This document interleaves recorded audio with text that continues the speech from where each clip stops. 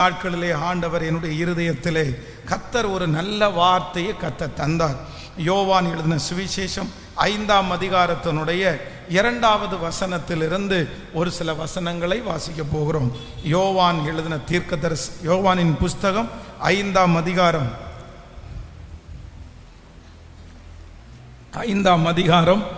2வது வசனத்திலிருந்து வாசிக்கலாம். எபிரேய பாஷையிலே பெதஸ்தா எனப்பட்ட ஒரு குளம் எருசலேமின் ஆட்டு வாசல் அருகே இருக்கிறது. அதற்கு 5 மண்டபங்கள் உண்டு. அவைகளிலே குருடர், சப்பானிகள், சூம்பன உறுப்புடையவர்கள் முதலான வியாதிக்காரர் அநேகர் படுத்திருந்து தண்ணீர் எப்பொழுது கலக்கப்படும் என்று காத்து கொண்டு இருப்பார்கள். ஏனெனில் சில சமயங்களில் தேவதூதன் அந்த குளத்தில் இறங்கி தண்ணீர் யார் அதிலே முந்தி அதில் இறங்குவானோ அவன் எப்பேற்பட்ட வியாதிஸ்தனாய் இருந்தாலும் சொஸ்தமாவான். 38 வருஷம் வியாதி கொண்டிருந்த ஒரு மனுஷன் அங்கே இருந்தான். படுத்திருந்த அவனை இயேசு கண்டு அவன் வெகுகாலமாய் வியாதிஸ்தன் என்று அறிந்து அவனை நோக்கி சொஸ்தமாக வேண்டும் என்று விரும்புகிறாயா என்று கேட்டான். அதற்கு வியாதிஸ்தன், ஆண்டவரே, தண்ணீர் கலக்கப்படும் போது என்னை குளத்திலே கொண்டு போய் விடுவதற்கு ஒருவரும் இல்லை. நான் போகிறதற்குள்ளே வேறொருவன் எனக்கு முந்தி இறங்கி விடுகிறான் என்றான். இயேசு அவனை நோக்கி, எழுந்திரு, உன் படுக்கையை எடுத்துக்கொண்டு நட என்றார். உடனே அந்த மனுஷன் சொஸ்தமாகி தன் படுக்கையை எடுத்துக்கொண்டு நடந்து போனான். அந்த நாள் ஓய்வு நாளாய் இருந்தது.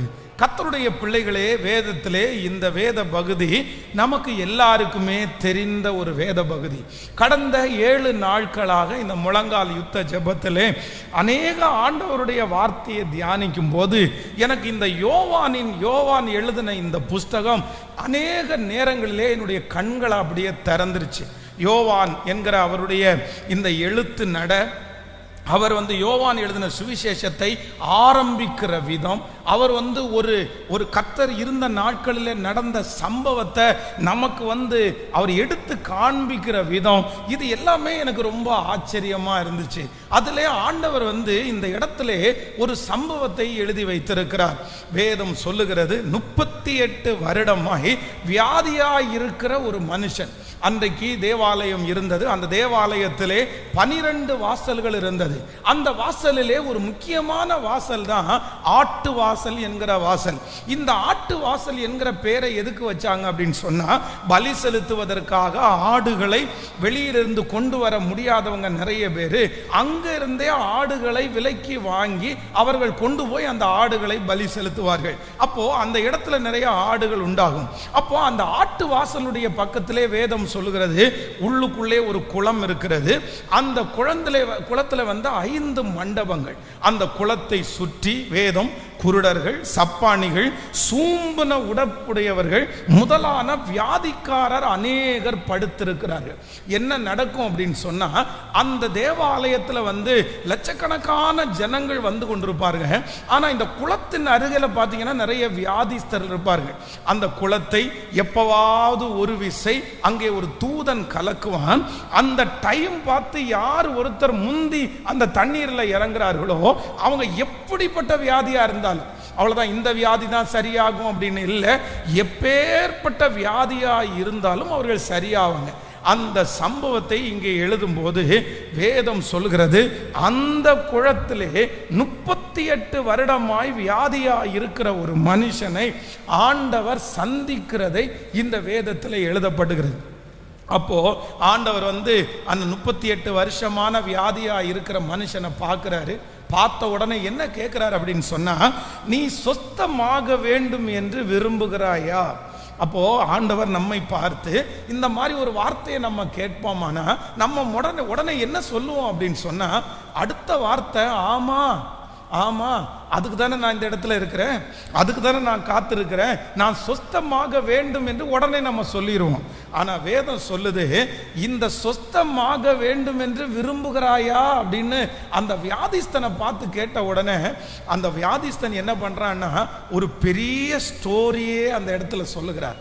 அப்படின்னா தன்னுடைய இருதயத்தில் இருந்த ஆதங்கம், தன்னுடைய இருதயத்தில் இருந்த ஸ்டோரியை ஆண்டவரிடத்தில் சொல்லும் போது வேதம் சொல்லுகிறது, ஆண்டவர் வந்து அதை கவனித்து கேட்டார்.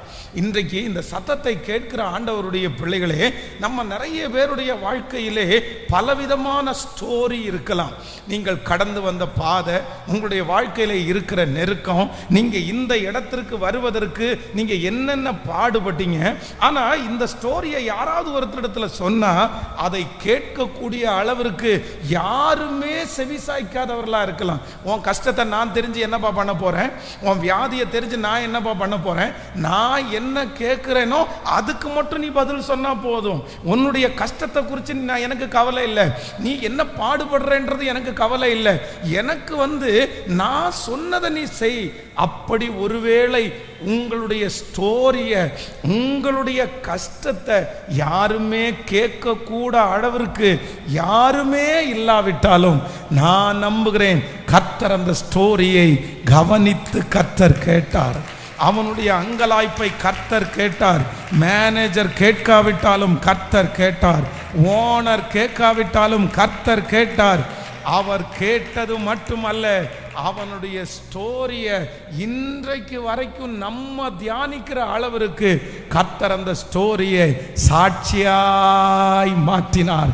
இந்த பலிபீடத்திலிருந்து இந்த 7ஆம் நாள் முழங்கால் யுத்த ஜெபத்திலே கர்த்தருடைய வார்த்தை உங்களுக்கு நேராய் கடந்து வருகிறது.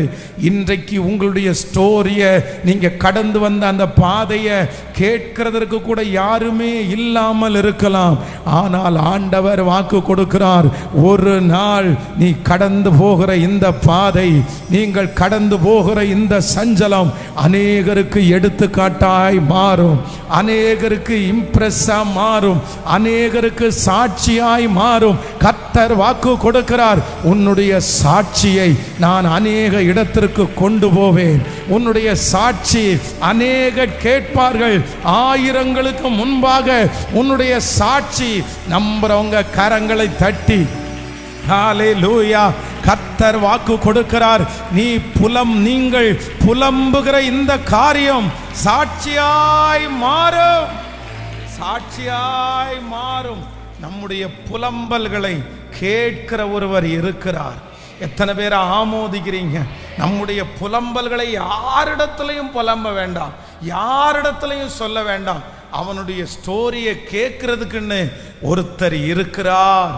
உங்களுடைய வாழ்க்கையில நடக்கிற எல்லாவற்றையும் கேட்பதற்கென்று ஒருவர் இருக்கிறார். நம்ம யாரிடத்துல சொல்லணும்னா அவரிடத்திலே. ஆமேன். ஆனா இந்த சம்பவத்தை நான் வாசிக்கும் போது இந்த 38 வருடமாய் வியாதியாய் இருக்கிற மனுஷன் சந்தித்த ஒரு 3 காரியங்கள் வந்து என்னுடைய இருதயத்தில் எனக்கு ரொம்ப பிடிச்சிருச்சு. ஐயோ, இவ்வளோ பெரிய விஷயத்தை இந்த மனுஷனுக்குள்ள ஆண்டவர் வச்சிருக்கிறாரா? இந்த 3 காரியத்தை நம்ம இன்னைக்கு தியானிக்க போகிறோம். நம்பர் 1, முதலாவதாக வாசிக்கலாம் 5ஆம் அதிகாரத்தினுடைய 7வது வசனத்தை வாசிக்கலாமா? 5ஆம் அதிகாரம் 7வது வசனம். அதற்கு வியாதிஸ்தன், ஆண்டவரே, தண்ணீர் கலக்கப்படும் போது என்னை குளத்திலே கொண்டு போய் விடுவதற்கு ஒருவரும் இல்லை. நான் போகிறதுக்குள்ளே வேறு ஒருவன் முந்தி இறங்கி விடுகிறான். நான் போகிறதற்குள்ளே வேறு ஒருவன் முந்தி இறங்கி விடுகிறான். கர்த்தருடைய பிள்ளைகளே, இந்த இடத்துல இந்த வியாதிஸ்தன் ஆண்டவரை பார்த்து என்ன சொல்றான் அப்படின்னு சொன்னா, ஆண்டவரே, இந்த மாதிரி குளம் கலக்கப்படுகிறது, என் கண்ணுக்கு முன்னாடி நிறைய பேர் விடுதலை பெற்று கடந்து போறாங்க.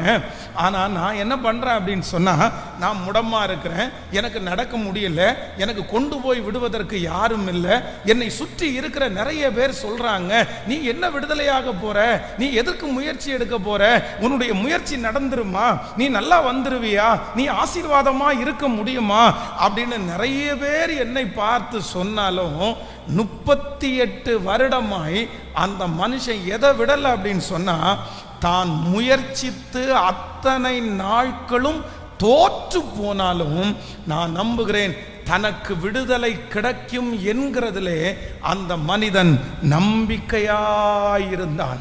இன்றைக்கு 1 வருஷம் முயற்சி எடுத்து 2 வருடம் முயற்சி எடுத்து இது நடக்காது அப்படின்னு சொன்ன உடனே, ஐயோ இது இனி எனக்கு நடக்கிறதுக்கு வாய்ப்பே இல்லை, நான் ஜெபம் பண்றதை நான் நிறுத்த போறேன், நான் எதுக்கு நீ முயற்சி எடுக்கணும், இத்தனை வருஷம் நடக்காதது இனி நடக்க போகுதா, எனக்கு எப்படி நடக்கும்னு தெரியலையே, இத்தனை பேருக்கு நடக்கல, எனக்கு எப்படி நடக்க போகிறது.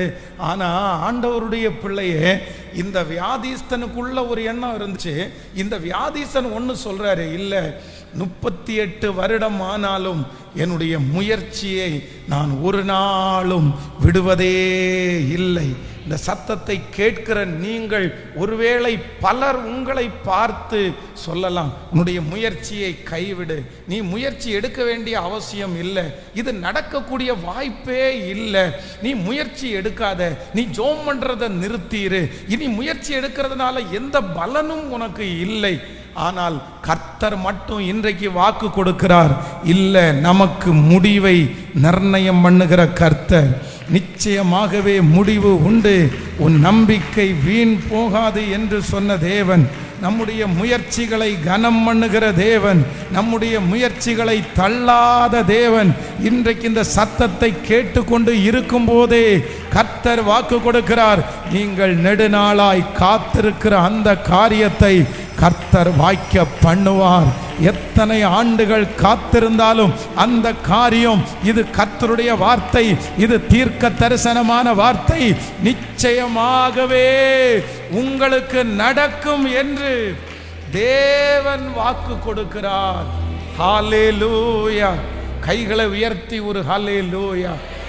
கவனிங்க, இந்த முயற்சி, இந்த மனுஷனுடைய முயற்சி தோற்று போவது என்கிறது அது நம்ம என்னமோ அவன் அவ்வளோதான், ஆண்டவரே நான் எவ்வளோ முயற்சி எடுத்தும் நடக்கலைன்னு சொல்றது மாதிரி நம்ம விட்டுட்டு போகலாம். இப்போ பாருங்க, ஒரு குளம் இருக்குது, அந்த குளத்துல ஒரு தூதன் கலக்குவான். அந்த தூதன் கலக்கும் போது பார்த்தீங்கன்னா அற்புதம் நடக்குது. அப்போ அங்கே வர்றவங்க நிறைய பேர் வியாதிஸ்தர் வரலாங்க. இந்த வியாதிஸ்தர் நிறைய பேருக்கு என்ன பண்ணுவாங்கன்னா, சொந்தக்காரங்க கூடவே இருப்பாங்க. அப்படின்னா அந்த வியாதி எப்பேற்பட்ட வியாதியா இருந்தாலும் ஒரே ஒரு கண்டிஷன் மட்டும்தான் அங்க இருக்குது. என்ன கண்டிஷன் அப்படின்னு சொன்னா, யார் முந்தி இறங்குறார்களோ, யார் முந்தி அந்த தண்ணீரை தொடுகிறார்களோ அவர்களுக்கு தான் விடுதலை, அவர்களுக்கு தான் சுகம், வேற எந்த ரெஸ்ட்ரிக்ஷனும் இல்லை.